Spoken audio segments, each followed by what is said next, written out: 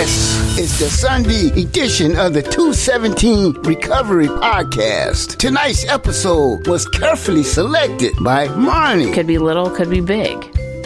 But going back out is not the answer.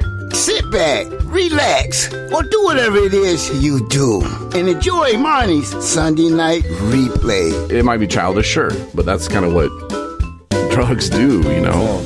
Check, 1, 2. This is the 217 Recovery Podcast with Corey Winfield. He knows as soon as he gives it to her, he's gonna give her his heart to her too. And we'll have kids and get married. That's too far. Holy shit.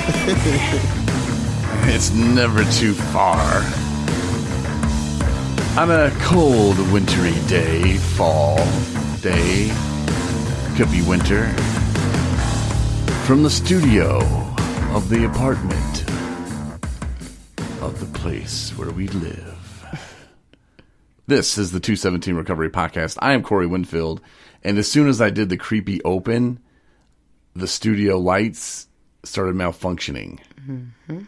And I'm joined by two women. Marney Liston, the co-host. Hey. Look good tonight, girl. Thanks. And by a woman by the name of Shannon. Hey, what's up? What it do? What it do? So, isn't that creepy? The lights? Yeah, it's tripping me out a little bit, I'm not going to lie. No. I don't even remember how we made it stop last time. I'm just going to go with it. Do you think that's Jesus? Or do you think that's Satan?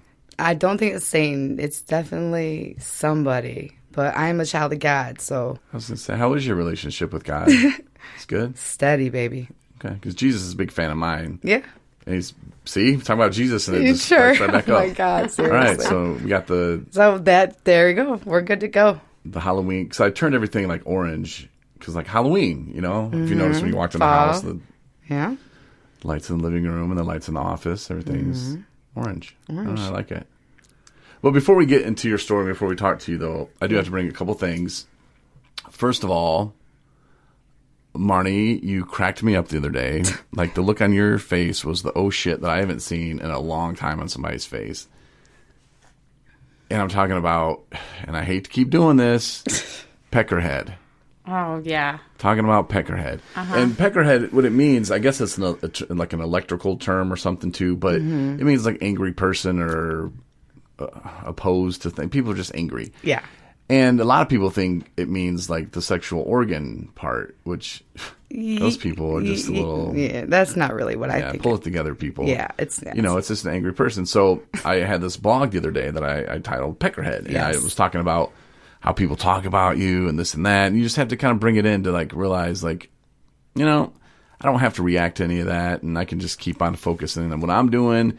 And they can run their mouth. They can do this. They can talk. They can do that. And at the end of the day, you just got to hold it together. And so as I was publishing the blog, it pops up. And I was doing it from my phone. And normally I do it from the computer. So I don't even usually see this option. And then it pops up and it's like, hey, would you like to send this to your Wix contacts? And I'm like, shit, it's a good blog, Peckerhead.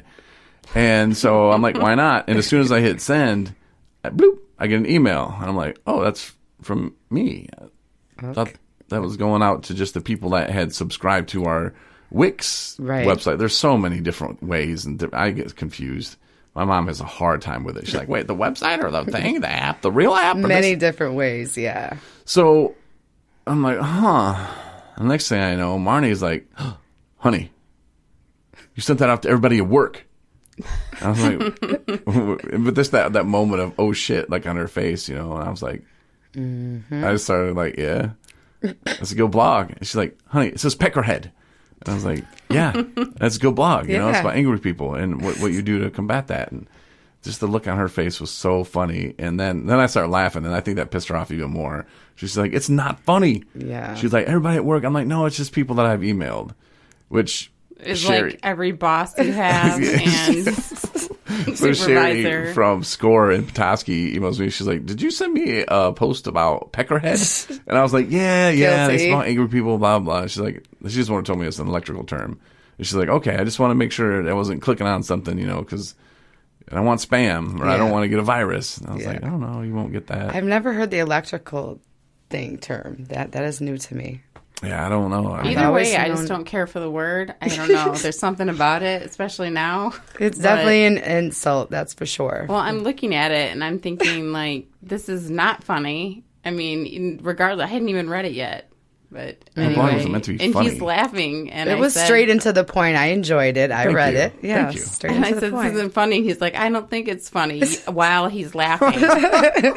So I mean, it kind of was like, anyway, I've it is a good vlog. It's a good vlog. I've done so much worse. Like, oops, like those oh shit moments where you're like, ooh no. yeah, I didn't mean to. And I think, I mean, it wasn't that bad. It's just because the title was Peckerhead. If somebody misunderstands that, that's on them. It's It not my could be fault. worse. It could always be It worse. definitely Then you get their mind could out of be the gutter. worse. Maybe they need to go read a dictionary. That's Figure out right. Yeah, learn something. Definition of Peckerhead is. Like don't look at me and call me you're just a dirty guy. And Anna was like, can't believe Corey would send that Peckerhead. Who knows? I mean, she gets frustrated with me, and because I told Marney, I was like, I'll make it better. I'll include the definition at the bottom. Right. That'll fix did it. help. Yeah, it helped a little bit. She's like, doesn't matter. Don't. It was so funny. It's like, can you undo this? Yeah. No. I was No. like, why would I do that? Yeah, that's when, you accidentally hit send and, We got a couple more subscribers, so that's all that. Hey, It's all Well, good. we learned. We got some hearts on that one. So yeah, that's a good one. And then I don't know why, but Marney likes to cry when she watches movies. And we should probably do this every week until Christmas now. We got into our first Christmas movie. Okay. Yeah. It's a little early, you guys, for Christmas movies. No, it's not. This is a good one.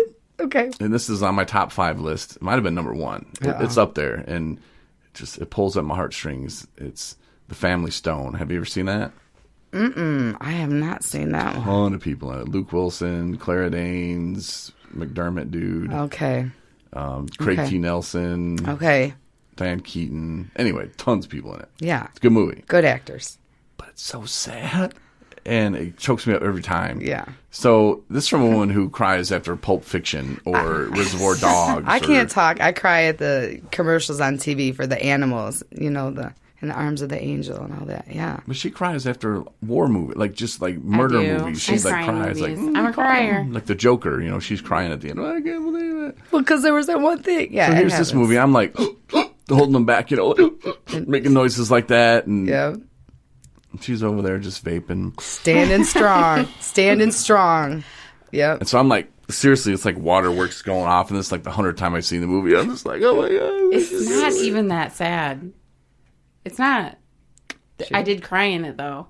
I Just didn't. one I think you part might of have it. sneezed or something, and you thought She there was got a tear something coming in- out. yeah, So she I don't got know. something, I was so confused by that because I thought, the waterworks will be turning on. Nope. It's like he kept looking at me like, is she Waiting. crying? Like, Yeah. Is she crying yet? She's like, Nope. we get some popcorn up in here. I'm like, Well, you'll have to try harder, I guess. Yeah. I don't know. It's just weird. But so, how did you like it though? The Family Stone out of 1 to 10. I thought it was probably a 6. Ooh, that's kind of low for being one of your It favorites. was a good movie, but I don't think it's a good. it was all right. All right. Okay. Dang. Try harder. This is from the person who thinks The Muppets Christmas Carol is Yes. the best Christmas movie ever. It I mean, is. who doesn't love the Muppets, though? Best ever. I mean, Yeah, you I know. watched it when I was a kid on VHS year round. That's how good it is. Boom. She told you, so there you have it. We're in our 40s now, though. I said I did. Yeah. Can't believe you gave it a 6. Anyway, watch The Family Stone if you've never seen it before. It's a good movie. You'll cry at the end. Maybe the second time it's harder because you know what's coming. I don't know. I did cry. Just not throughout it. All right. So, as we So. turn now to our guest, Shannon, thanks for coming in tonight. Thank you for having me. How Thank much you. clean time do you have? I have 8 months, almost 9 months. Damn. Yeah. Nice. Yeah. Now, what's the longest you've ever had in your entire life besides being a kid? I mean, that's probably it, really. Yeah? I mean, honestly, I wasn't into big, heavy drugs, but I did the usual pot and alcohol and that kind of thing. But it wasn't really till much later, But that was just recreational, you know what I mean? Then the last couple of years was like, oh yeah, now we're really getting to the not fun stuff. Yeah. Why stop here? Right, yeah. It really happened quick, so I really was in the middle of it and didn't even realize. There goes the lights again. Mm-hmm. I told you I was a child of God, so I mean, I'm not playing. All right, they're like, this is what happened. All right. Okay. See, I start talking. You start talking, and it goes back to the orange. It's like, Corey, I got you. I'm like, Corey, no. got your back. You got two women, so let me back you up a little bit. It's like, Corey, I've let you out of other situations where you probably should have died. So let me get you through this interview here. Yes. Hold on tight. Yeah. So this kind of new territory you're in now. Mm-hmm. Do you remember when you had like a month or 2 months and thinking like 9 months, 8 months? That's impossible. Yeah, I tried to not get hung up on that too much, to be honest with you. I was more focused on trying to get my life situated. So I really wasn't one of those that was counting the days, luckily. But yeah, because I did like my 6 or 7 month anniversary. It passed and I didn't even realize it. I was working and so, but yeah, it is hard at first, it is hard at first. But you just got to hang in there, A guy once told me, and we were in an AA meeting, and he looked right at me. And I had just started the podcast maybe a couple months before. And he said, you know what? I'm tired of people in early recovery thinking they could talk about recovery. You shouldn't talk about recovery until you have 5 years clean. And I'm like, 5 years clean? Right. Does that come with like Bigfoot and like a leprechaun with a pot of gold? Because I don't think that exists. Yeah, no, I don't agree with that either. I don't either. And of course I don't. I mean, I kept going. I was like, all right, bro, don't listen, man. I'm sure there's definitely some pearls of wisdom you could definitely get from somebody that's been in recovery that long. But I definitely think it's more helpful to be with someone who's not necessarily in the same spot, but very close or has, it's still fresh. Yeah, it's more relatable. And that's why I bring on Aaron. He writes a blog for us, Discovering Recovery. Aaron's new. He's only been to treatment one time, but he's out and he's writing blogs. He's sharing his feelings. And I know that's helping people. And, and I kind of had to do that because it's like I'm coming up on 2 years now. And trust me, I remember what it was like, you know. But there'll be a time where I'll just kind of move out of the early recovery realm. And there's nothing wrong with that. I mean, good God, I can't wait. Right. I can't wait to say, 20 years sober. Right, oh my God, that's going to be amazing. Yeah. But, to keep it fresh with people who are still early in recovery because, early recovery 20 years ago looked a lot different than it does today. Definitely. There might have been the same drugs around, but they weren't laced with the same things. And it wasn't as widely accessible, Oh, geez, yeah, it's crazy. It's ridiculous. So I think it's a lot different now. So yeah, I don't have a problem with talking with people in early recovery at all, or giving them a voice. Yeah. Because what you're saying today, it's somebody's going to listen and go,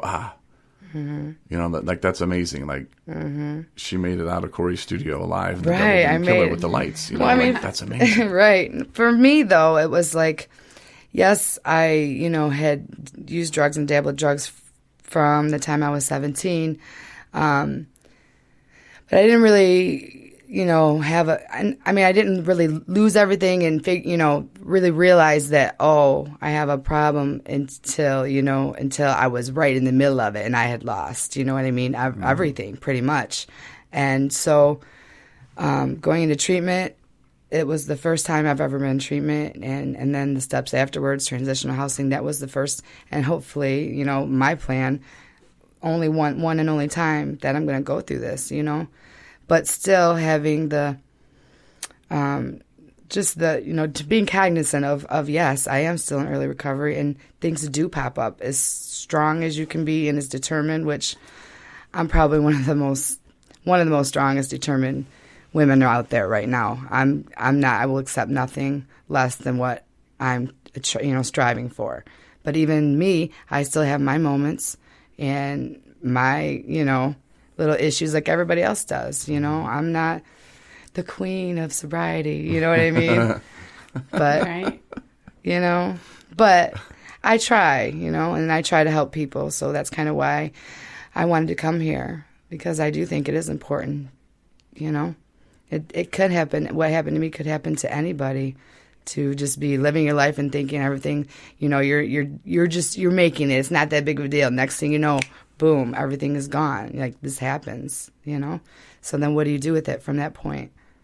Now, your social network has changed big time, right? Like, you still don't hang out with the people you used to. I don't. And I've tried. I went back and forth, you know, because I basically had decided I was going to stop using the hard drugs I was using, and I had sweated it out in over a weekend, you know, and I had been sober for a while, and then, you know, I got pulled back into it, you know what I mean? So like I said, it does happen, but you just got to keep on, you know, keep on pushing with it. And now when you find yourself in a pickle or like having a problem, whether it be who knows what, job, a relationship, a friend, whatever, like you find yourself in like, in that moment, now you call the right people. Like, how do you handle those? Well, for me, because when I tell you that I lost everything, I really did. So I lost my corporate job I had for 5 years. I lost my home. I lost my vehicle died, you know.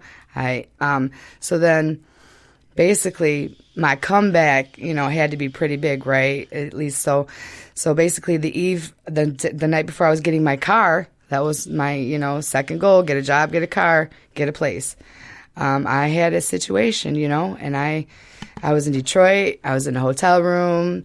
I was sad. My family were literally 10 minutes away, and nobody could or would see me, you know, COVID, all that good stuff, you know.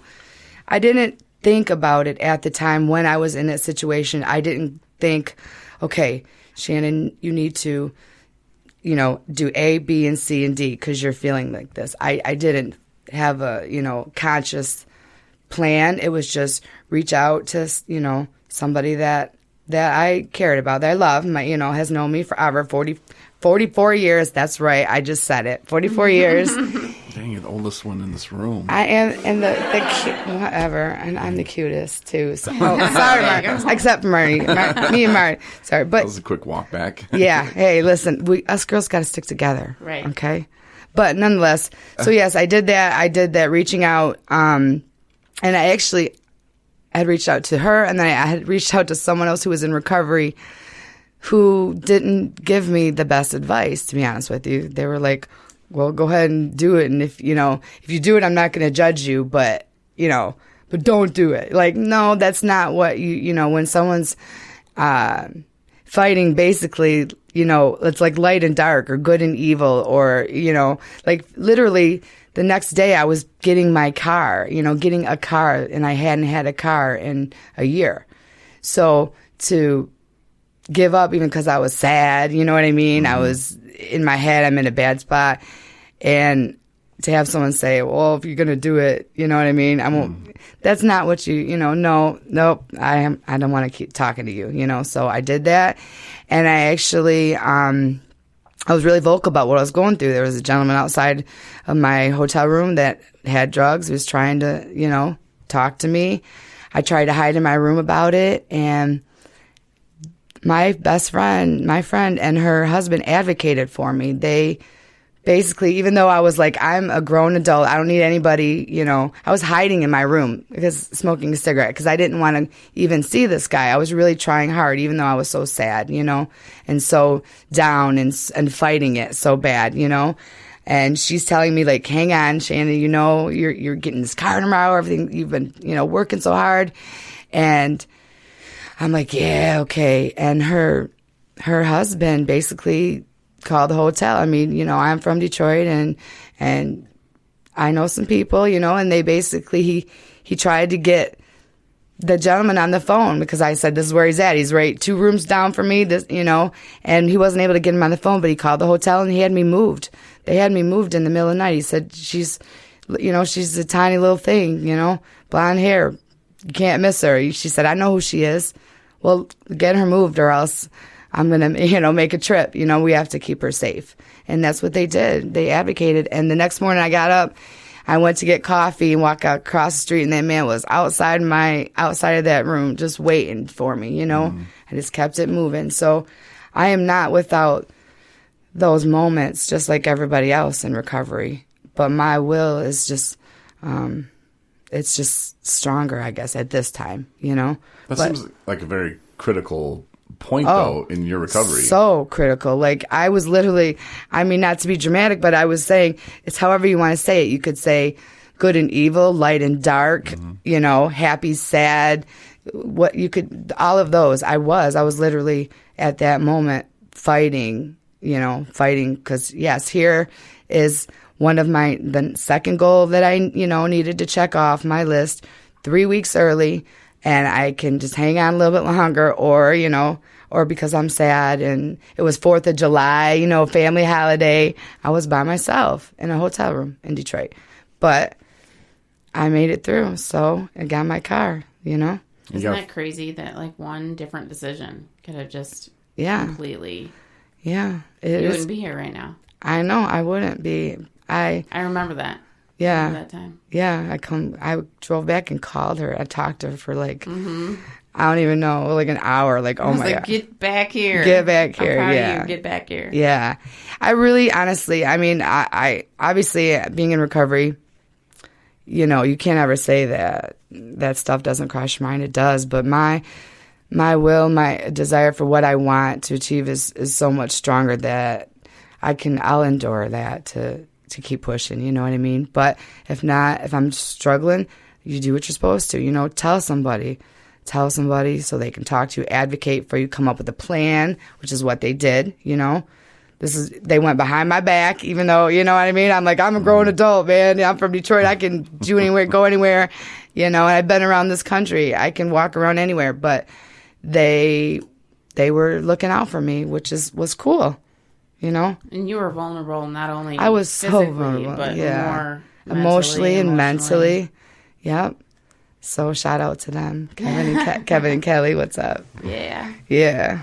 But it does, and that's and it wasn't a big deal. I mean, I was a little embarrassed, but it wasn't a big deal for either one of them, to do that. And like I said, I was embarrassed, but I'd rather go through a little embarrassment than to make a big misstep like that. So it's okay to ask for help, is what you're saying. Absolutely. Anytime.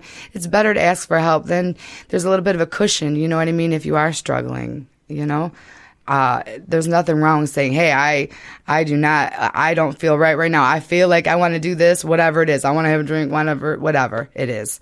It's okay to verbalize that to somebody that will then talk to you about it and try to help you, sort through it, maybe come up with a better option.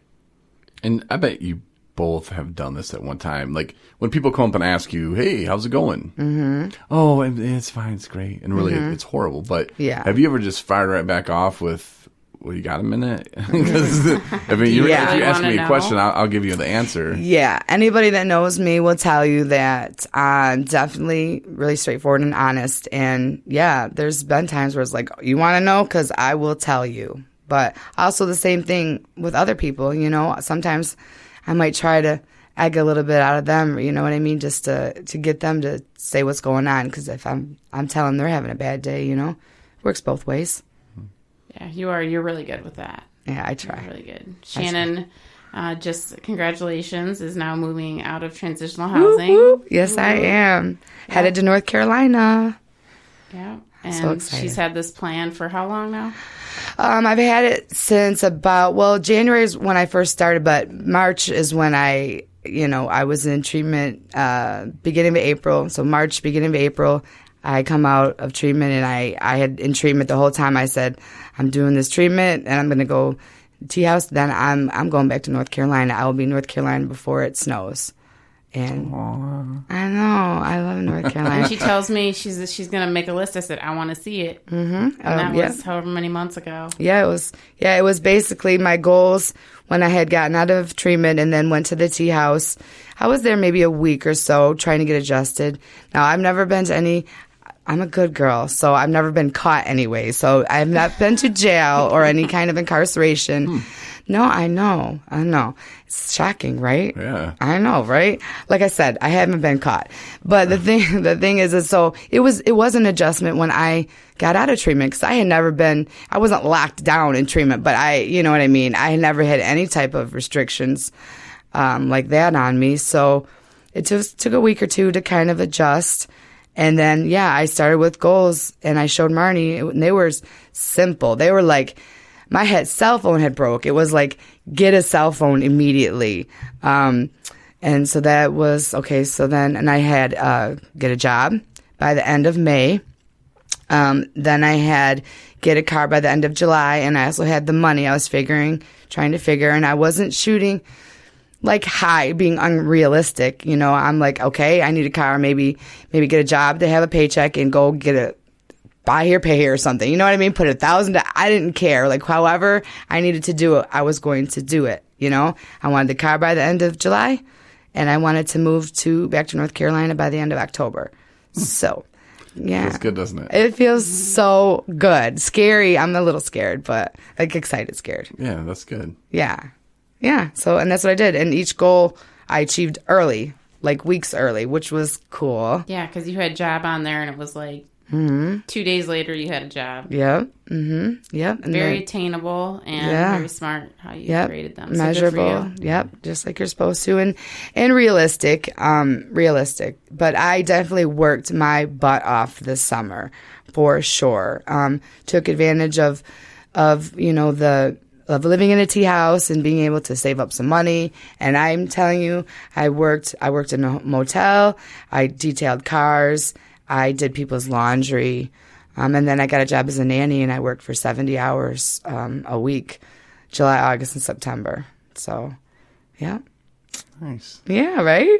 Yeah, I remember when I was your stage a long time ago. I know. No, it felt so amazing. Like I pulled out, because I know I had a list of things that I wanted, and one of them was not settling and finding someone worth my love. Oh, what's up, I know. girl? Isn't that you so got a cute? good one too. And I didn't settle, but that was one of them. But and that was more of a long-term goal, but it was still on there. It was something that I wanted. Yeah. And I'd read a book by Steve Harvey called Jump, and he said, God can't give it to you if you don't ask him for it. So that's right. Part of making that list was like asking God for it. And I pulled out that list, and I was talking to my friend Chris Goss, who used to be on the podcast, and I showed it to him, and I was like, look, Chris, look. And in Chris's eyes, like, he just was like, whoa, like, he couldn't believe, the things that I had accomplished already at that point. And that was only 6-7 months or something like that, 8 months. I don't remember. No, you definitely have to put it out there. You have to put the intentions out there, and you can't really, like, I don't know, your mind is so powerful, like, not to be too corny, but seriously, I don't like to speak negative things out loud. I don't if somebody says something in a negative way to me, you're not going to say that because I don't want you jinxing me, No peckerheads round. No peckerheads. You can take that outside. You're not going to ruin my plans and what. This is true. This is true. I vouch for that. Yeah, I don't. And I mean, and it's like I said, it's not without adversity or without family or friends or people saying, why do you want to go here? You're going to, why you need to do this. And, no, because this is what I want to do. I love North Carolina. I love Michigan. I'm a Michigan girl, but North Carolina is warmer, and I'm sorry, I don't like the snow. So it is what it is. So and like you said, putting people around you, that are saying that good stuff and not the negative stuff. Because I mean, if Marney and I had to walk with you a mile every day, and you were talking about North Carolina every day, beautiful, it's great. By the end of like the second week, we would be like, wow, we got to go to North Carolina. It's beautiful there. Like, we would start believing that, Yeah. Like, oh, man, we got to go to North. Like, we were on a go, Absolutely. At the same time, if, you walking a mile with you every day and you're like, oh, man, I hate that. We'd start developing that my too. My back hurts. All that stuff. It's not fun to be around. And sometimes we have to catch ourselves because, and I try not to spread negativities. I mean, we all have those moments. Though. Oh, absolutely. Absolutely. And it's frustrating sometimes when things don't go our way. The best thing I can do is I kind of approach it like, hey, I'm coming up to this wall and it's still there, so I'm gonna go around it. And there's many times, especially with starting 217 recovery, where I've hit these walls, or I've had these obstacles where people just don't get it. And okay, thanks. Yeah. Let me just go around you then, and Yes. you can figure it out later. My job's Yeah. not to explain things to you and Right. how life works. Yeah. My job is to move forward in my recovery, and if people listening, can listen and go, wow, like Corey did that, and Corey's not afraid to say he's in recovery. Corey is proud that he's living a life that is good, that doesn't involve alcohol, and he's trying to keep it positive and, try to help other people. Yeah. That's what I try to do, and if they can't understand, they just gotta go around them. Yeah, I mean, you can't. It's not their fault. Yeah, yeah. And sometimes you have to show people. Sometimes you can't tell them things. I mean, you can tell somebody something all day, but sometimes you have to show them so then they really get it, Like, yes, I hear what you're saying. I understand what you're saying, and your concerns are valid to you. But this is what I'm going to do. And when I get there, when I'm good, then, you'll see. And it'll be good, And when you're in early recovery, they're going to be haters. Oh, my God. It's so ridiculous. They're out there. And yes. It's kind of like, and I've used this before, but do you know who Josh Hamilton is? The actor? No. Josh Hamilton. Baseball player. Oh, okay. He played with Texas. Well, he was drafted by the Cubs, and they traded him to the Reds. He did pretty good for like half a year, and then all right. he went to Texas, and he was blowing up, man. And the reason why the Cubs got rid of him was because of his substance use. Oh, okay. And same thing with the Reds. Like, too hot to touch. He's a great ball player, right. but it's too hot. We can't touch it. And he was like, the baseball had set down like these strict guidelines of you can't do this, you can't do that. And he actually had a guy that went with him when he was at Texas that would just follow him everywhere. Yeah, okay. And he went to the home run derby. It was, I think, the last one at the old Yankee Stadium. And he knocked him out of the park. He was killing it. Like, he had hit the most home runs in one inning than anybody. Right. It was just insane watching him just crush it. And just that stage of people, like, oh, he's in recovery. And, oh, it was just great. Yeah. And then, like, a year later, he's on a bar dancing naked, and it's like they build you up to bring you down. Yeah. Like, as many people that are out there going, wow, that's great. There's so many just rubbing their hands together going, oh, just wait for it. And then, boom, I told you he was a drunk. Yeah. Of course he's going to bring down the whole ball club. And, they jump on you, and I feel bad for Josh for that. Yeah. Because that's got to be hard being on that national stage like that. And then everybody just coming out. People don't know you. Right. They don't know what you're struggling with, and they're all pointing fingers at you. Yeah.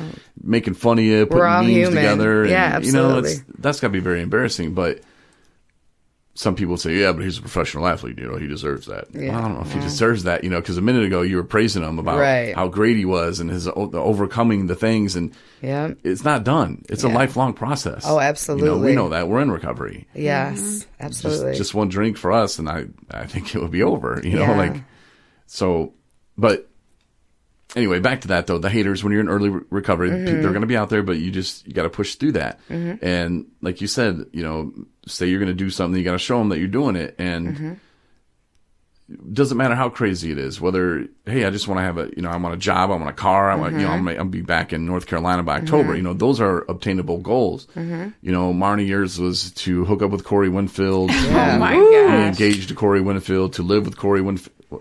Checked all them off, check, baby. check. Check. Just kidding. I don't think those are your goals. I think it was just like to sexual relationship. Oh, Lord, there he goes again. Yeah. But my goal, is start a podcast, do this, and then so many people, who does he think he is during the podcast? And like I said, that guy, the meeting was like, people shouldn't be talking about their recovery until they got 5 years. I'm like, yeah, they should be talking about their recovery. Yeah, absolutely. Why are we hiding it? Those are the people that you learn from. Yeah.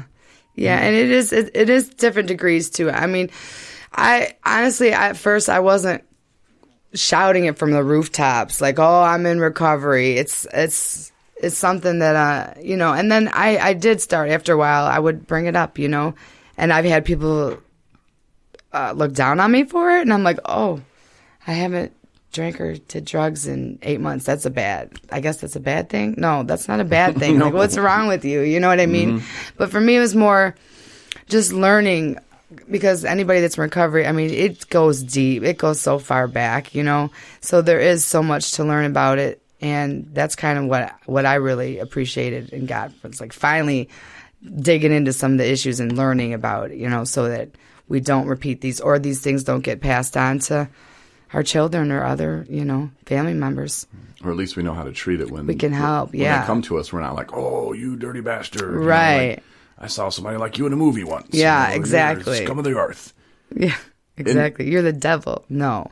And 4 years ago, or 5 years ago, whenever I was in the hospital, whatever, I don't think I wouldn't have, clearly I wasn't ready. Like, I was on the radio and I still wouldn't, I was just like, oh, the doctor gave me some bad pills and it shut my liver down. Right. Okay. It's your story. I'm going to let you tell it the way you want. Right. But I wasn't ready the first time. So if you're going through it and you're just kind of like, oh, people can't know. And it gets easier. But again, look in the mirror at the person you are today and look at that person. If you got some clean time, look at that. And just tell yourself that you don't have to go back to that life anymore. You don't have to do that, and I was a slave to alcohol. I was in love with alcohol so much that I put it above everything else. Just about. Yeah. I put it above my relationship with my family, my cat, Nico. Oh, Nick. Because I would end up leaving her, like if you told me, oh, if you drink that, you're going to have to go away for a week or two for rehab. Right. Okay. Like, I don't know, like who does that? And, well, addicted people who suffer from addiction do it. But yeah, alcohol, I put like this shield around it, like I've said many times. And it's crazy how we'll do that and not even realize we're doing it. Anybody would talk bad about alcohol. Well, and I would defend it like it was like a wife of mine, or like I would, like it was my precious. And don't you dare say anything about my alcohol, or I won't answer when you call. Right? Yeah, I don't want to talk about it. But I don't have to live that way anymore. Nope. It's amazing, right? I tell our waitresses from time to time when they ask us, "Do you want to see the wine list?" Yeah. The waitress says I don't have to live like that anymore. Oh my gosh, she's probably like, I'm just trying to get some, get an extra tip, get a bigger tip. She's trying to run the bill up. Yeah, thanks. She's like, thanks, cheapo. I don't plan or anything. It's just like they'll be like, oh, you guys want to start off with some, and I don't know. Like I just say things sometimes randomly. I said that maybe once, I think, and Marney just was like, oh my god, like, you don't have to tell everybody, man. Like, she had to broadcast it to the world.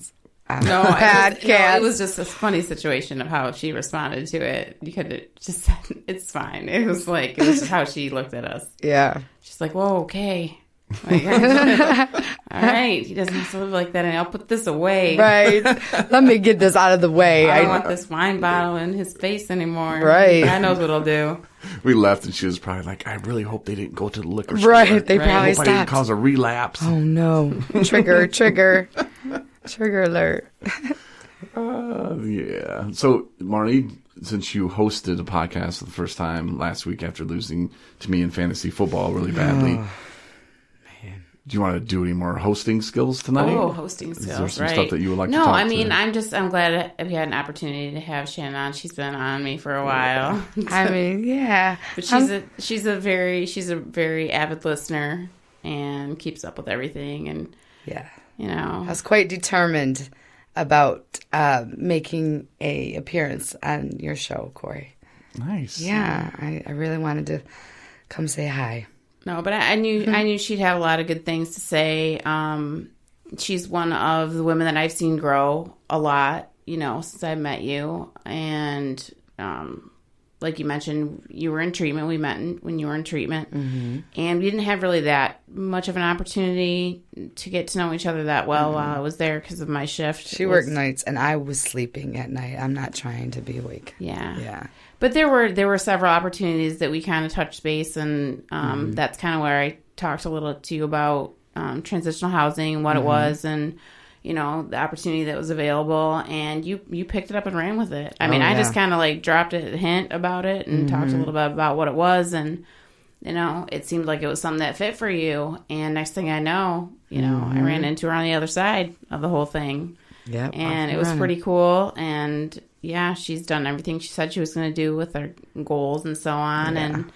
And one time I remember I walked in, you had called me earlier in the day, something, and you were upset about something. Mm-hmm. And I walked through the back way, and she's in this beach chair, staring at the sky. Yeah. And I'm like, oh God, I hope everything's all right. And she was meditating. Yeah. So. Yeah, that is one thing that I did learn or picked up in treatment was meditation, and it's amazing. It really is. Like, My mom was one. She's kind of an athlete, and or she is an athlete, marathon runner and all that. But she was always one for visualization. She taught us that at a young age, and so that was one thing. But then when I went to treatment and picked up on meditation, those two things together, visualizing something and then meditating, being able to calm your mind down or focus, or just try to bring the stress down or what have you, were just so helpful to me. Just amazing. But yeah, she did. She walked in on me and I was crying like, oh, But it ended up, and that was when that started. We don't have time for all that, but that started the feather situation where I was finding feathers everywhere. Sexual What kind of? Let's talk about the feather. We got plenty of time. Yeah. Let's talk about feathers now. Well, it depends on what you believe in, right? So I know I just from listening to your podcast, angel numbers, signs, and that kind of thing. Yeah. So I'm a big one for signs. And so I was that time she saw me, I was really upset, stressed, low, sad, very lonely. I don't have anybody in Traverse City here. So I've been kind of just, sitting in things by myself. And I was really sad, and I was kind of thinking or praying, however you want to, look upon it. And then I found a feather on the ground, and feather is a sign usually that, you have a guardian angel with you, And when I saw the feather, I just knew. I don't know. I know things, things pop in my head like that sometimes. So I knew that was a sign, and I kind of acknowledged it as, okay, I get it. It's a sign. I'm not alone. And I actually went on a adventure that day, and I literally had found 3 different feathers in my path, in different places in Traverse City, and it was tripping me out a little bit, but it was confirmation to just stay strong. And even though I was sad and alone and what have you, that, you just got to keep on. You're on the right path, girl. Keep doing what you're doing. Keep your head up, and, don't stop. So I think you called me and you said you went blah blah, told me exactly what you just said about finding them, and you said, and that's telling me that I'm exactly where I need to be right now. Yeah. And I was like, I just had chills. It was awesome. Yeah, it really was. And some people, it just depends on what you believe in. Some people might not believe in that. They might think it's corny, but I do, and I can show you. I have a bag of feathers now, a Ziploc baggie, and when I say, it's not like I'm walking along the beach and there's 50 million feathers. Okay, these feathers are in my path. I'll be walking somewhere. I'll sit down, and there's one right there. They're basically placed there, and then you go to the angel numbers, which my angel numbers have been crazy right on, and they've all saying the same thing, and it's like, keep going, just keep going, girl. Don't give up, don't stop. You're basically right at the, where your life is going to change, and I mean, it's just been really, sometimes it's a little bit freaky with the angel numbers. You know what I mean? For real. Yeah. Really freaky. But how do you do angel number? Because I just did the 217 angel number. I had someone reach out. They're like, "Have you seen that? That's creepy." And I'm like, "What?" And I looked at it. I'm like, "Oh my god, that is creepy." Well, that's how true it is. Okay, so I'll just tell you. So I'm an empath. I am an empath. I don't know if you believe in it. Some people do, some people don't. So I'm empath, meaning I'm sensitive to people's energy and sensitive to a lot of stuff. Okay. But angel numbers can pop up, and as a matter of fact, they popped up affecting with you and Marney in the podcast too, to be honest with you. But I'll tell you, so example so when I had been visiting my sister in Grand Rapids, and I went to go get gas, and I went to the gas pump, and I just happened to look, and I saw the gas pump was number 9, okay? And then, so I noticed, I'm at pump number 9. So then I went in to wait, and while I'm trying to pay, I look, and then I kept seeing like 99999, 99999 on price tag. And I'm not searching for them. I'm just turning and looking, and they're there. You know what I mean? So, and it was, that time it was weird. I'm pretty sure it was 999. There was like 333. And then I had remembered something else, and I had told Marney, and I'd gotten in my car, and I was thinking about asking if I could come join you guys. I don't know why. This thought popped in my head, and I was like, I think it'd be really cool. I want to do that. And that was right when I saw those numbers. Then I went back when I got home and I looked up those numbers, and it was saying, basically it was something new that I was going to try to do something, basically just be strong. So it's like that. You can look at the clock, and the clock might say 111. A lot of people say 1111 or, yeah. And it just, once you become tuned into it, then you'll start noticing it more. At first you probably don't. And if you're just maybe like, I don't know, with me, I might be distressed or like sad and just like, worried about something, you know what I mean? And I might say a little prayer or just a little, thought to my guardian angels or, my Nana up in heaven, my papa, my people, you know what I mean? Like, and, I'll just look and it'll just pop up. You know what I mean? It's just weird. And it, like I said, it doesn't, once you start to see it, then you'll start to notice and then you'll start to realize. But I totally did that with you guys. And I did see the, your little blurb about the 217 angel numbers. So yeah, it's cool though. Yeah. The angel numbers, like, because it was the room that I was in last time I was in treatment, and the talks that we would have in that room, and the things that I was trying to learn in that room, I was trying to be more spiritual, and, right? Just helping others, and like finding myself, and like, that's what 217 means, pretty much, and then it's just like, whoa, like I don't know, I was like, oh my gosh, but the premise is so like you pulled that number. I mean, yes, it was your room, but you know what I mean? You didn't know all that before. No, you didn't. So that's the whole basis with angel numbers is like you're really not aware of it. And then, you do something like that. And then you find out it's exactly, and for me, things are right on. It's freaky sometimes. It's scary, but it just depends on your disposition and your faith and your belief. You know what I mean? You have to be open to it, Yeah, and being open to it, going back to the being in a mood and finding a feather. Mm-hmm. And some people could say, it's just a stupid bird. It lost a feather, big whooping deal. Mm-hmm. And you could have done that too, and you could have continued to be in a pissy mood and a pissy day, and who knows. Mm-hmm. But instead, you flipped it to something positive. So, when they say, well, whatever works for you, just keep doing it. And that's a prime example of it. Like you could have turned that day into something worse, but you didn't. You turned it into something positive, something that gave you hope, something that made you feel good spiritually. Yeah, hang on a little bit tight, a little bit longer for, a little bit tighter for a little bit longer, basically. Yeah. Sometimes we have to make those decisions and just go, that's what I'm going to do. And I couldn't tell you the last time I saw a feather. Maybe it's because I'm not looking for them, but I mean, you're like, no, they're in my way. They're like, I see them all the time now, Yeah, it's crazy that day when that happened and I found the first feather, I went for a drive and I stopped at one of the beaches and I'd walked out to the water and because I do like water, it's kind of peaceful to me. And so walked down to the water, kind of waited for a minute and I was like emotional and I walked back in a straight line to where my flip-flops were, my, slides. And I put some more stuff down and I literally turned right back around and walked in a straight line and another feather was there. So that feather was not there when I walked a straight line. I did not see that feather. You know what I mean? And then I turned around and the feather's there. And I was actually doing like a little Snapchat and I said, oh my gosh, this feather is right here in my path. Like sometimes you have to acknowledge stuff like that. You know what I mean? Or I had one float up in the water. I was by the peninsula.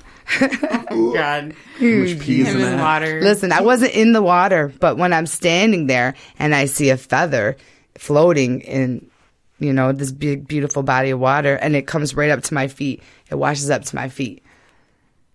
I mean, come on now. That's cool. You can't, some people could if they want to be haters.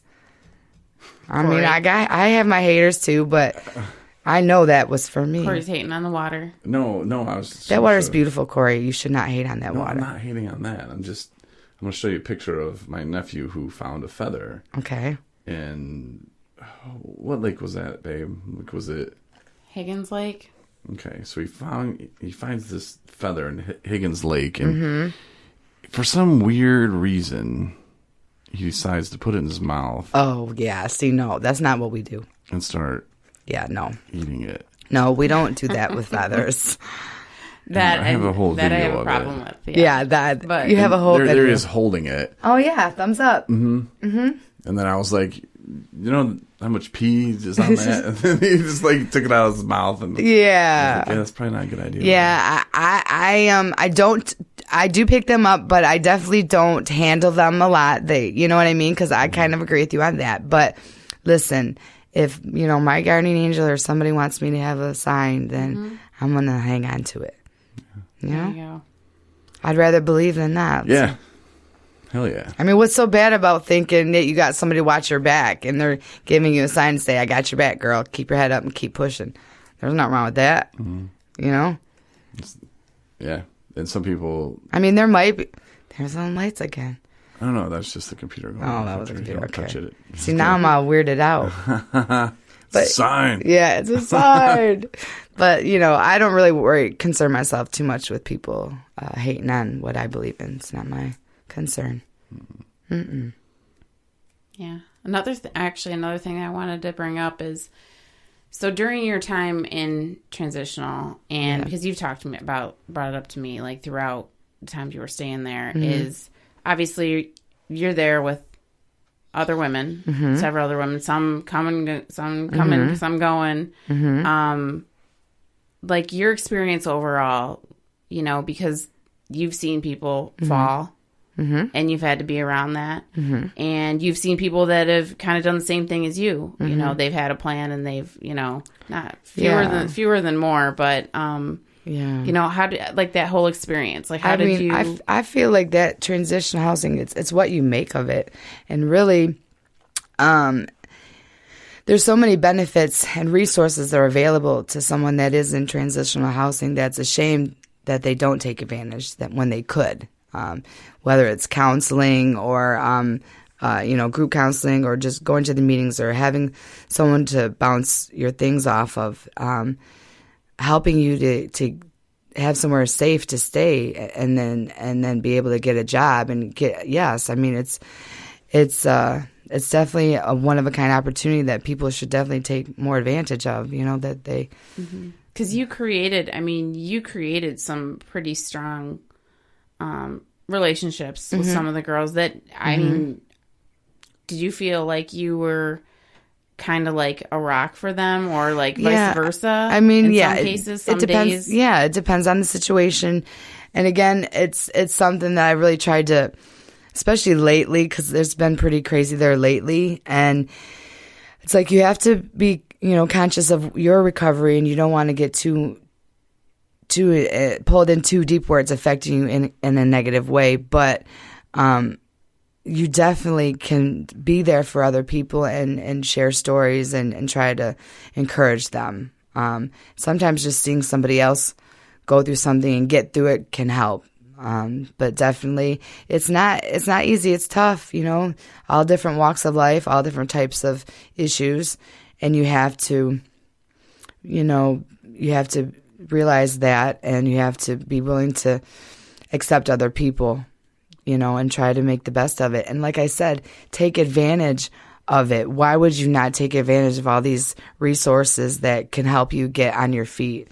That's the most important thing. Yeah. And swinging back around to, in any environment, and this is not just transitional housing, any environment and in your life, is that, you know, that positivity or negativity can be completely contagious. Absolutely. I mean, if you want to absorb, you know, attitudes, and you pick up on stuff. You're around other people that are, you know, they're doing well, and they're sharing their experience, strength, and hope, and you know, have a positivity and have a mindset of, you know, I can do this and let's do this, and almost like a teamwork kind of idea. But then it can go in that opposite direction, and you have to be, you know, mindful of and steering clear of that. Absolutely, because that is catchy, and I'm not like I'm definitely a happy person, and I definitely try to be positive. I definitely have my moments because I'm human. Yeah. But my general philosophy in life is to try to, what's so wrong with trying to lift someone's mood? You know what I mean? Like, hey, I like your shoes, girl. Hey, I like the hat. You know, your team sucks. If you're trying to, start a fight, you know what I mean? If they're from Ohio State, then, you want to pick on them. But yeah, it's definitely a situation where you can grow and learn, but you also have to learn when you have to step back and when it'll affect you negatively as well. Right. Yeah. And so you literally are on the road. Like you are packed up. I've packed up. You are out the door. I'm out the door. Yeah, I'll be driving overnight and tomorrow night, all night, and I'll be pulling into Winston-Salem, North Carolina by between 8 o'clock and 9 o'clock probably on Friday morning. Nice. To my new place. So then you're gonna be going to meetings down there? Yeah, I'm definitely looking into some of the local meetings, and I'm trying to just do some other things. I'm trying to look into recovery coaching and that kind of thing. And I do have some friends in recovery that are in that area as well. So it's definitely on the forefront. We got to, make sure we keep that, in check. I'm gonna give you something you have to do. Oh, I need you. Always with her. I do Always. do this. But so it's not going to stop just because you're states away. Right. I want you to call me and tell me about your first meeting. Okay. When you go down there. All right. They'll Tell me probably all talk about it. like this. They'll be like, "How y'all doing, girl?" Talk They'll like be this. Look at the Michigan girl. Yeah, there's that Yankee. All right. The Yankee's back. You'll be the new shiny penny. Yep, that Yankee's coming back to North Carolina. People, get ready. Do you know how to talk like a Youper? Oh, say yeah to the UPA. Hey, see, that sounds bad. That's what they Don't you know? say. That's a bad. Don't you know? Hey, I'm here for the meeting. Don't you know? Yeah. Some say I don't I'm talk like that. addicted to the alcohols. The alcohol there. The alcohol there. I'm in recovery AF. Hey. AFA. It's a tough accent. You said AFA. That is a tough accent. That is a tough one. That's not one of my best. What is your best accent? I knew he was going to do that. Yeah. I can do hello, love, pip, pip, cherry on all that rubbish. That's pretty good. No? I mean, if I'm not, who am I? I don't know. To say that was bad. Let me hear yours. Which one? Oh, snap. Okay, what else can I do? We're going to have a competition now? We can if you want to. You want to? I spent some time in the South. Oh. He does the redneck. Bless your heart. Redneck. No. How y'all doing? No, I got friends down there. My friend Kevin stays up in St. Louis, Missouri. Missouri? He listens to 217 Recovery a lot. One day, Ooh, that was good. Kevin, he scrolling on the internet on his phone there. Yeah, that's pretty good. He came across iHeartRadio app, and he got on there and he was like, "Man, I need some recovery today in my life." So he started punching in recovery podcasts. And we popped up on there along with some other ones that suck probably, Right? Because he listened to ours and said, "I get those guys. I understand." So That's impressive, I'm sir. gonna email them. Yeah, that's impressive. And I was having a hard time with it too at that time because I was just like, "Oh, how is this working? Are people listening?" And Yeah. I know my mom's listening. Right, at least moms. You always got moms. I always got mom Hey, listening. Mom. And so I'm like, well, if I do the show for my mom and one other person, hey, it's cool. But Right. this guy reached out and he said, "Hey, man, I was looking for the podcast, looking for a recovery podcast. Okay. Yours popped up. Listen to it. Love it, man. Thank you. And appreciate what you do." And I was like, okay. Like, it doesn't matter Yeah, if I got 10,000 one. people listen, one. 20,000 people. It doesn't matter. Yeah. The fact that people can find us when they're looking for us. Right. I was like, thanks, God. I was like, and Kevin emails me every time I start feeling some kind of way. And I'm like, oh, no. Like, should I just have someone else do the podcast now? I mean, Yeah. are they tired of listening to me ramble on about recovery? Or, I mean, they might be tired of Haters. something. Haters. Rebecca haters. But then Kevin, boom, sends me an email. Man, Yeah. keep it up, bro. Right. And it sucks that you lost your other guys, And I'm like, yeah. It's okay. Keep talking about the litter box. No, we don't want to hear about the cat litter box. No It's right over there to your left. I know. Did you see it? Did I you look in the know. closet? I was not looking. I shouldn't even have brought it up. Did you hear the podcast with George the other day? I think I did. You think you did? I thought you were an avid listener. I am an avid listener, but sometimes things happen. Well, you have many hours of driving that you Yeah. can Catch get all up. caught We have up. 222 hours of podcast material. I do have to catch up some, yes, sir. Yeah, George isn't here, and George was like, "Yeah, I didn't even notice the litter box back there." And Yeah. But I mean, he liked the studio.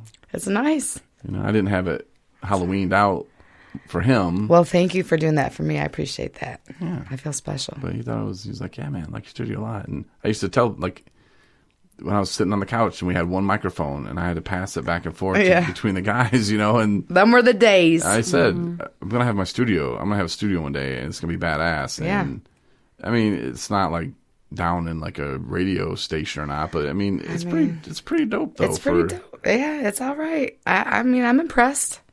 I'm definitely impressed. You know, it comes with a cat who likes to sleep during my podcast right with my feet. She's not use even the litter box, so that's good for you. I know, thank God. See, I had to talk about it. I know, I brought it up. I should have known better than got to it bring up it in up. there, man. Yep. That's how I do it. Oh, there he goes. There he goes. Bless your heart. Oh, that's. I don't really have accents. Hi, y'all. How you doing? But yeah, we'll have a safe trip. Have you ever went back and listened to the podcast from the very beginning? No, I have not. Not so good. Well, I did like the other day. I was looking for a clip to make a new open. Okay. And the quality. Was I just mean, not listen, as that's good. the way it is. You know, it's all about learning and growing. So, you know. Now we got badass microphones. Yeah, they're pretty badass. You know, it started with that one that Marney's holding. And my mom got me that one for Christmas last year. She's like, "What do you want for Christmas?" And it was like refurbished. Normally, it was like $300. I was like, "I can't be spending $300." Those on a are microphone. I was gonna say those are serious mics. I know a little bit about that stuff. I know, yeah. So she got me Impressive. that one. Like I said, it was like refurbished. And I was like, I don't care. It'll probably still work. You know, Right? Great, good. But then I don't know. Like I thought it started making noises or something, or maybe I just wanted a black one. I don't know. So then I got Who this one knows? after I got that one. And I don't know. It's always something with me. Yes, it is. Yeah. Well. No, we weren't supposed to do that. Oh. I mean, still, it's two girls against one. That's the way it is to the end. That's right. Sorry. If you want to add Nico, that's 3 against 1. Yeah. So you're doomed. Way outnumbered. Doomed. Well, did you want to shout out to anybody now that you finally got your I spot? told everybody I was gonna be on the podcast, but yeah, so hi to my family and friends, my people in Texas, my people in North Carolina, my people in the U.S., everywhere, and just be watching. I'm about to do some amazing things, so Now you have stay to, tuned. because you said it. You heard it here. I mean, I do like to make things happen, so we'll see what happens. You know, we'll start a 217 recovery in North Carolina. Hey, There you go. you gotta start a blog. Oh, Yeah. there you go. You know, just ain't nothing to do but to do it. You know what I'm saying? You ever blogged before?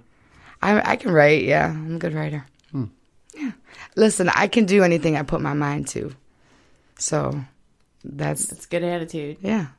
If I can't do it, it's because I don't want to do it. It's not because I can't, it's There's because a I difference. don't want to. Yeah. Right? That's a little nugget from my papa. That's what he says about me. Said. That's true. It is true. It's true about recovery as well. Mm-hmm. And Absolutely. just before we wrap up, though, just real quick, being in transitional, I call it sober living house, and doing the things that you don't want to do, it does build structure in it. It makes you kind of check yourself from time to time, because we were out there running free, doing whatever we wanted, and like I said so many times, how'd that work out for you? Or Right. It didn't work out very well, and just learning some of the basic things. Like I used to think, well, I know how to clean my house. I keep my house clean. Yeah. That's not the point. Yeah. Now I'm cleaning Marnie's bathroom.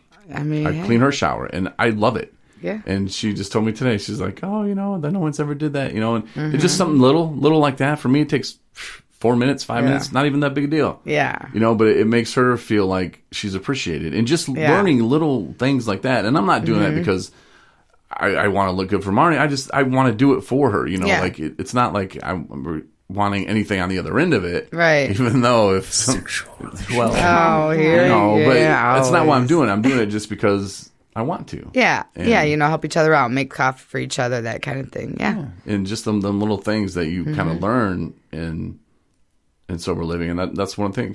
My job was cleaning the bathrooms. And if I had to clean up after, 20 dirty ass men, Yeah. Oh. that's a piece of cake over there. Right. I'll do that all day long. It smells like, baby powder in there, Oh, no. Most of the time, okay.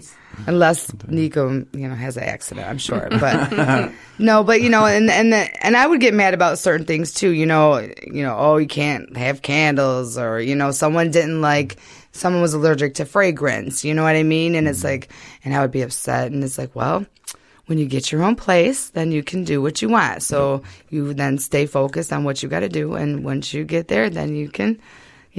Light your candles and have your perfume or your sports and your whatever. Because we don't like to be told no. Mm-hmm. And just know that if you're going to go to treatment and maybe go to sober living afterward, just keep that in mind. And keep that in mind when you're in treatment too. They'll tell you no about some things. Why can't I have candy? Why can't I have gum? Don't worry about it. Right. The answer is no. You can't. Well, I can't. Yeah. And I would tell people... when I used to work at the treatment center, they'd be like, well, could I do this? I was like, well, maybe if you wouldn't drink. Right. Maybe if you didn't do drugs all the time, you wouldn't be here and you could be on the street, doing whatever you want. But you're not. What'd you say? Chewing your gum. Yeah, chewing your gum. Yeah, and they just kind of look at me like, well, that's harsh. I'm like, that's reality, man. Yeah. You're here. Like, I was in the same spot you're in right now. And I was probably bitching about some of the same stuff. And, at the end of the day, didn't really even matter. No. What matters is what I'm learning today and what I'm setting myself up to do tomorrow. That's right. And what you're going to do. That's right. Can I have a candle now? Mm-hmm. Yeah. Could I then? No.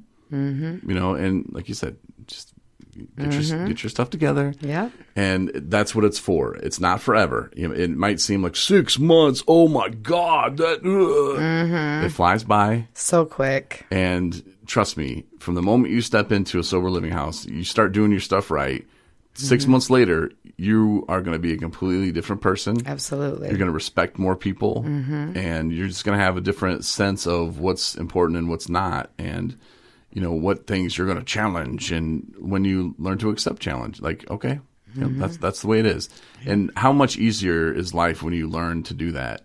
So much easier. Because you can sit there and start the resentments and, I can't do that. Oh, what do you mean? How come this and that? Yeah. And to just go, Yep. Can't have candles. That's the rule. Yep. That's the way it is. So. Right. And then you're going to sit there and you're going to look around you and look at your world and be like, this is my world now. And you're going to be appreciative. Yep. And you're going to be like, yeah, it wasn't the most ideal, road to get here, but look at me now. Yeah. And definitely use all those resources. I had so many resources, and Traverse City is a great, little city. And there was a lot of things, a lot of help I received, so that yes, now that I'm going off to North Carolina and I have things I needed for my kitchen, and you know what I mean, like it's definitely, it can be very like life changing. So you have to take advantage, though. You can't just sit there in it and cry and say, well, life sucks for me. You know what I mean? You have to definitely make some things happen and ask for help, and it'll happen. And then you're going to North Carolina. There you go. Right? That's how you do it. In your new car. You know what I'm saying? Right? Word. Yeah, girl, we know what you was about. Sorry, I can't help it. No, that's all good. Detroit girl. It's all good up in here, all. For sure. Know what I'm saying? Yeah. Not me, son. No, but it's awesome that we finally got you on here. And, I know. Right before you're heading off on your new adventure. I was definitely trying to not take no for an answer on that one. A little bit persistent, tenacious. Well, it makes us feel good that you would want to be on. Yeah, I think you guys do a great job. I love Marney. She's amazing. You're all right. No, I really do enjoy seriously though, I do enjoy your podcast, and you are a good guy. You have good spirit, definitely. So you feel that? Definitely, definitely. Big old teddy bear. I'm sure though, when you're drinking, you're probably had your moments. Yeah, I'm glad I don't. Right? Know that, see what I'm saying? Because I was saying that when I first met him, I was like, I bet, because he's like a teddy bear looking kind of are. Sorry, but you are. But I bet you have your moments, Yeah. But you're not very scary to me right now. I'm sorry. Well, I don't try to be scary to people. I'm just saying. I was just saying, like, you're not a scary guy. I didn't think I was a scary guy, but that's... You didn't? No. Rumor is. Word on the street. Nah. Nah, I'm kidding. All about that fun life. I appreciate you guys having me on, though, really, because really, I'm just a girl in the world. You know, I'm just trying to make something go. You know, make something happen. Well, I know Marney's proud of you, and you know, getting to meet you and spend some time with you today. It's been a pleasure, and I'm glad that you were on the podcast. Thank you. I appreciate it. Safe travels, and tell all your friends. 217recovery.com. They can go there and need some resources and listen on any app, right? Absolutely. All platforms. Yeah, all platforms are there. platforms. Easy to find. If you have a question, hit us up. You know, our blogs. You know, you're going to start one, I heard. I guess I'm starting a blog. You know, why not? Why not? I can write. I can do anything. So I can do it all. Yeah. I appreciate it. All right. Well, thank you guys. Absolutely.